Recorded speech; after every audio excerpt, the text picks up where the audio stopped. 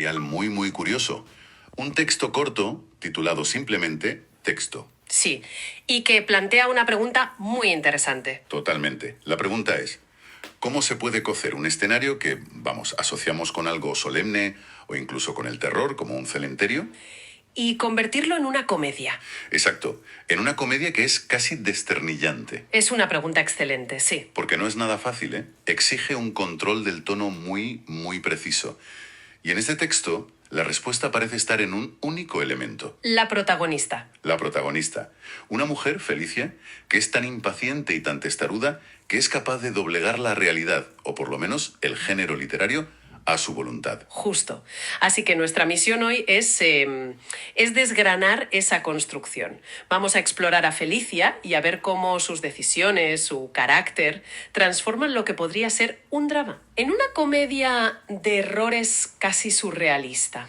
Veremos las herramientas que usa el texto, desde el humor más físico hasta la personificación, para conseguirlo. Y veremos que muchas veces el conflicto más entretenido no es contra un monstruo o un villano, es contra uno mismo y, contra las consecuencias de ser como es Felicia. Pues empecemos por ahí. ¿Quién es Felicia? El texto nos la presenta con 3 pinceladas maestras. Sí. Nos dice que es curiosa, que va a todas partes con su bastón y por encima de todo, su paciencia. O la falta de ella. Exacto. Una paciencia inversamente proporcional a su edad, o sea, nula. Y lo bueno es que el texto no solo lo dice, sino que te lo demuestra desde la primera línea. La escena inicial es una llamada de teléfono. Con su amigo, Antonio. Eso es. Él le pide que le espere para ir juntos al cementerio. Y la respuesta de ella es de manual, vamos. Le dice, sí, claro, te espero. Pero es una mentirijilla, ¿no? Porque mientras lo está diciendo, el narrador nos aclara que ya está bajando las escaleras. Claro. Con una mano en el pasamanos y con la otra ya buscando el móvil para pedir un taxi. Me encanta la frase que lo resume todo, que podría ser el lema de su vida. ¿Cuál? Felicia podía esperar, pero prefería no hacerlo. Es que esa frase es mucho más que un detalle gracioso.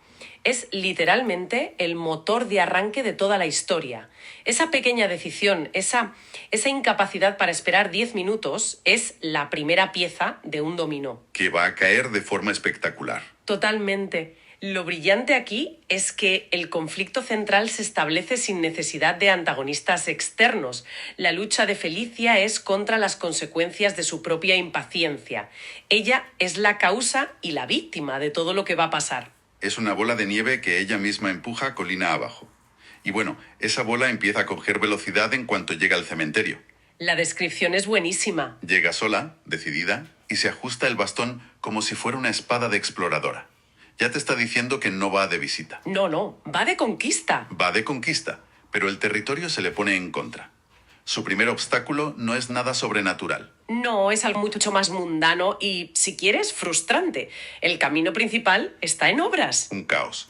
Tierra removida, zanjas, señales de desvío puestas de cualquier manera. Y aquí es donde su carácter vuelve a tomar el control.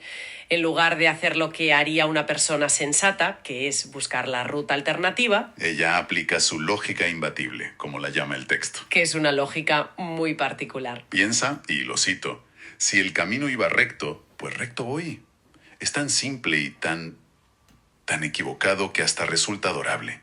Y claro, se mete de cabeza en el barrizal. Es la impaciencia hecha acción, literalmente. La ruta larga es inaceptable, así que elija la ruta imposible. Y a partir de ahí, la historia abandona cualquier solemnidad. Y se convierte en una sucesión de gags casi de dibujos animados. Es que es puro slapstick. Lo primero que pasa es que, mientras avanza a trompicones, no ve una cruz de mármol. Y se da un golpe tremendo. El texto lo narra con una onomatopeya muy seca. ¡Pum! Sí. Pero lo mejor es su reacción. No es un simple ay de dolor. Es una queja directa a la gerencia celestial. ¿Qué dice? Dice, ay mi cabeza. Señor, avise antes. Es que eso es clave. A ver, el humor físico, el golpe, la caída, eso funciona por sí solo. Pero lo que lo eleva es el comentario. Ella nunca es una víctima pasiva. No, para nada. Se cae, pero conserva la agudeza mental para echarle la culpa a Dios por la falta de señalización. Ese contraste entre su vulnerabilidad física y su invulnerabilidad verbal es lo que la hace tan magnética. Y no ha terminado de quejarse y ya viene el siguiente desastre. Sigue caminando, un poco mareada por el golpe, resbala en el barro y ¡plaf! Desaparece. Desaparece. Ha caído en una tumba vacía, recién cavada.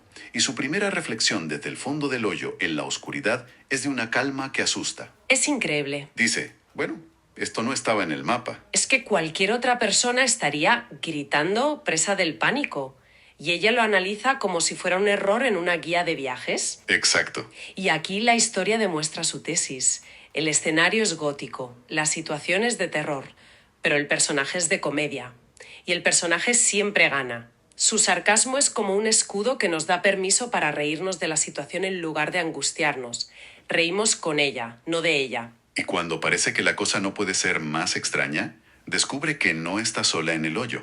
Aparecen dos habitantes muy peculiares. El primero es un clásico del género de terror, una rata. Sí, el texto además juega muy bien.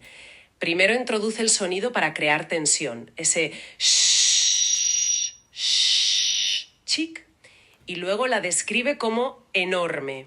Es el manual del susto fácil. Pero, de nuevo, Felicia lo desactiva por completo. Su reacción es oro puro. En lugar de gritar, susurra con una ironía total. Ah, perfecto. Visita guiada con fauna incluida. Ha convertido una escena de película de miedo en una queja a una mala agencia de viajes. Es genial. Neutraliza el cliché del terror con el sarcasmo. Exacto, pero el segundo habitante es para mí mucho más interesante y original. El eco. El eco. Se convierte en un personaje con entidad propia, casi en su antagonista cómico. Totalmente. Es una conversación surrealista. Ella grita desesperada. ¡Ayuda! Y el eco, muy obediente, le devuelve.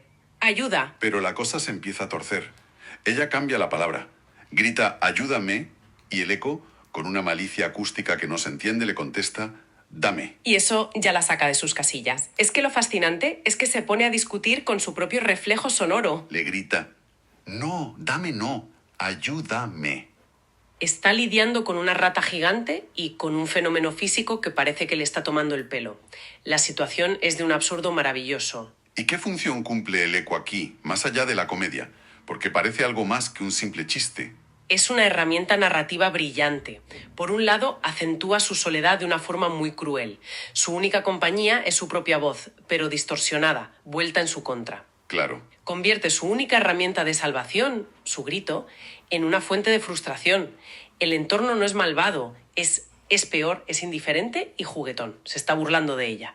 Simboliza la impotencia de una forma muy original y cómica. Y mientras Felicia está en su batalla particular contra la física y la zoología, el texto hace un corte y nos lleva con Antonio. Un cambio de perspectiva que es fundamental para entender la historia, ¿no? Vemos la otra cara de la moneda. Es un movimiento narrativo muy inteligente. A través de Antonio, el autor nos muestra lo que habría pasado si se hubiera tomado la decisión correcta. Claro, la deducción de Antonio en casa es la clave. Se dice a sí mismo, esta mujer dijo, te espero. Eso significa que ya se fue. La conoce perfectamente. Conoce su impaciencia, que es el origen de todo, y actúa en consecuencia. Va al cementerio y, a diferencia de Felicia, él sí que actúa con lógica. Sigue las pistas que ella ha dejado, que son un desastre, claro. Huellas de barro, marcas del bastón. Su comentario es genial. Solo tú puedes dejar un rastro como un detective torpe. Pero aquí viene lo mejor. La historia nos pone a prueba. Antonio llega a la misma encrucijada que Felicia, la zona de obras, y por un momento piensa lo mismo que ella. El camino sigue recto. Pero el destino, o la cruz de mármol, interviene. Su bastón también choca contra la cruz. Clonk. Es el mismo obstáculo, pero la reacción es el día y la noche. Felicia se quejó y siguió adelante. Antonio se asusta. Piensa que es una mala señal, un aviso, y su instinto le dice que dé la vuelta y busque el camino seguro. Y ese paralelismo es lo que eleva el relato. Es casi un experimento controlado. Desde luego. Misma situación, mismo estímulo, dos personalidades opuestas. La impulsividad de Felicia la lleva al hoyo. La prudencia de Antonio le salva. El texto no necesita decirnos que la prudencia es mejor. Nos lo demuestra de una forma práctica, elegante. Es un ejemplo perfecto de mostrar, no contar. Por suerte para Felicia, aunque Antonio decide irse, algo le detiene. Oye los golpes del bastón de ella contra la piedra. Tac, tac, tac. Y su voz. Y su voz. Se acerca al borde del agujero. Y entonces tenemos el diálogo del rescate, que es la culminación de todo este absurdo. Un diálogo memorable. La pregunta de Antonio es la de cualquier persona normal en esa situación.